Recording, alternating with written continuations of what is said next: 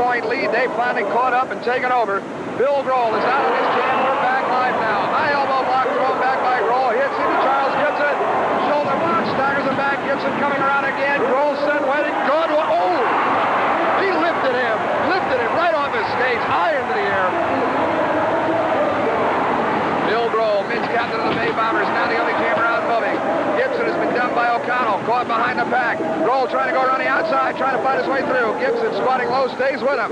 Stafford coming out in pursuit for the Pioneers, long ways back now. Grohl sent waiting, looking for the right opportunity. There's a Pioneer also moving up. Grohl coming up, sidestep. He scores. The official decision, there were two more. Bay Bomber points scored. Bill Grohl picking him up, and the Bombers have taken a 9-point lead, 41-33. Funny part is, Don, it seems like the Bombers are pulling out their guns now. Bill Grohl, primary defensive player, who switched with the Pillman helmet and be primary blocking chores. All of a sudden, he becomes a jammer. And this is what the Bombers have done for years. They've got the depth, and they bring it out at the fiery end. There is Bill Grohl. You talking about pushing iron? There's pushing iron. What do you want to talk about? The man's ability, finesse. He doesn't have the finesse of a Mike Gammon, but he's got the power to make up for it. He gets the job done, and that's what you want on a team. 41-33. Bay Bombers with a commanding 8-point lead here. 8 minutes, 12 seconds left to go in this game from Kezar Pavilion. You know, you talk about Charlie O'Connell. He's sort of the Joe Namath of the Bay Area. Broadway Joe. He operates and runs the Red Sails in Alameda. Yeah, it's funny. As you cross the estuary out of Oakland and go into Alameda, and all of a sudden you see the Red Sails, and you don't associate that with O'Connell.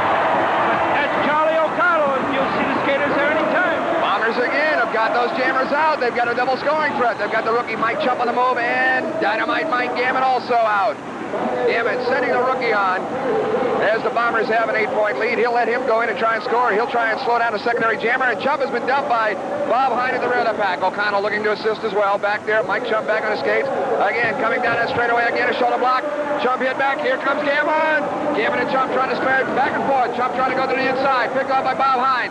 Gammon trying to go to the outside. Hine trying to stop both of them simultaneously. All three skaters going down. Back on the skates. Another Pioneer coming up. Takes the lead. Quick move by Joe Perez. No score. Beautiful move by Joe Perez, but to no avail. Let's face it, they're behind. Well, the only thing it really did help him with right there, Ken, was Hine really in trouble with two men, especially the caliber of Mike Gammon right there, and all three of them down. As he grabbed that lead, he saved Hine from being scored over. I don't go with a tie. I'm the Woody Hayes. I go for a win. And the only way you're going to beat the Bombers is you got to grab them when you got them. And if you get a man, Perez is a good jammer. Let's face it, tremendous skater. And you got to take advantage of the situation when it arises. If you got a Perez in scoring position, you got to try and grab it. And I believe Hines is enough of a skater to where he could accomplish something. And Perez did a tremendous job, not taking anything away from him. And I think it's stumped. Okay, you would have let him go, though, anyway. I would have. Bill Grohl out moving again for the Bay Bombers. They're shooting the guns out right now here in the 8th period, but it's Gibson coming in with an elbow block to the back. His shoulder block to the inside. Grohl comes back. Oh, quick sidestep. Grohl off balance, missing that block. The Pioneers now the only jammer out moving on the play. Number 58, Charles Gibson.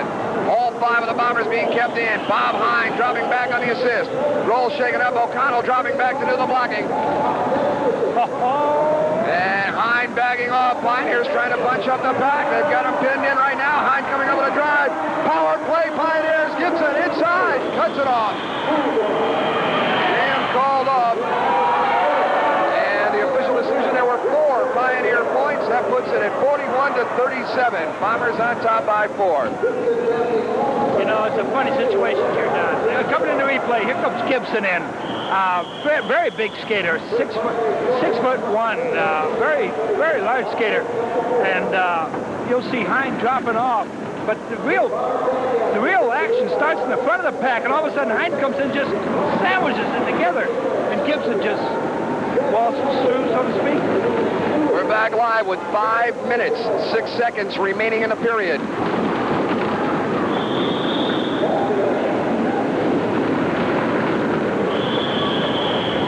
Timeout being called. We came back up as the action was already in progress. 41-37, Bay Bombers continue to lead by 4 correction, it was a point scored. Scored 2 on that one, Donald. They certainly did. Scored 3, Ken. They're awarding Larry Stahl 3 points on the play. 41-40, Bombers lead cut to 1 with 4 minutes and 15 seconds. We want to remind the fans that if they'd like information on the Bay Bombers, well, we'll give that to them directly following this jam. Directly following this jam, we'll tell the people how they can write to the Bay Bombers. 4 minutes left to go here in the game from Kezar Pavilion.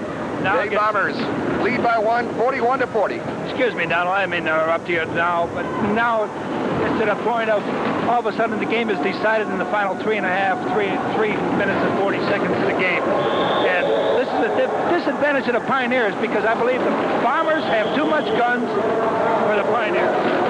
I don't know, Ken. They've sent out John Early, and look at this Gibson come flying out of the pack after him. Early looks over, and you can see that Gibson is already gaining on him, and he had a good half-lap lead. Pioneers still seem fresh right now. Yeah, they're with certain individuals, but if you get a Mike Gammon out there, and don't forget you've got a few... They've got O'Connell tied up at the red of back, double team. Gibson going by for 1 more. That's tied to score right now. They're looking for additional points. Here comes Bob Hine to the inside. Grohl moved out of the way. Roscoe being hit up there. Gibson to the outside. He scored a bundle. The official decision, it was a grand slam. 5 Pioneer points scored. That puts them in the lead, 45-41 over the Bombers. You realize this is Gibson, and not only that, all of a sudden Gibson has scored 9 points in the past 4 minutes. 45-41. The Bay Bombers trail by 4. 2 minutes and 20 seconds left to go in the game. Gammon coming out off a whip. Bay Bombers have got that jammer out.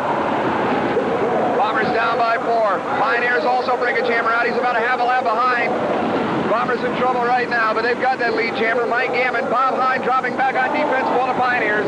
Coach of the Pioneers will be back to do the blocking. Gammon now moving into scoring contention at the rear.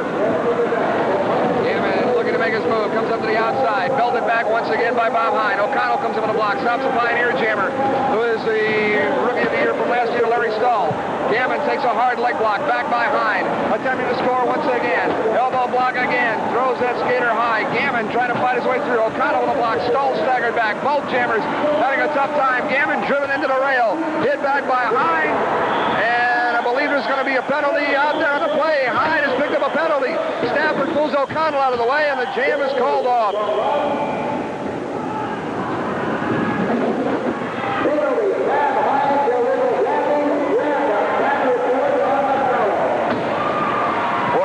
To 42. Bombers were awarded 1 point on the penalty. Yeah, on the penalty, rather stupid of Hine. Give away that point. What he should have done is just held him up, let his jammer take over, and he could have cut the jam off and still preserved his lead. I don't know what the hell Hine is thinking about. But time is rolling on, 52 minutes, and now they only have a 3-point lead, where they could have had a 4-point lead and be in the same position they are right now. 45 seconds left to go in this game. 45-42. Pioneers lead by 3. Remember, the last jam in each half, if started, runs the full 60 seconds. Bombers need 3 for a tie. They need 4 for a win right now. It's 33. Alvin Mallory out moving for the Bay Bombers. Pioneers looking to get somebody out. Thus far, unable to do it.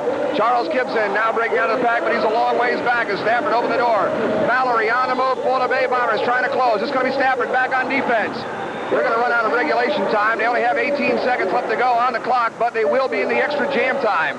Grohl dropping back on defense for the Bay Bombers.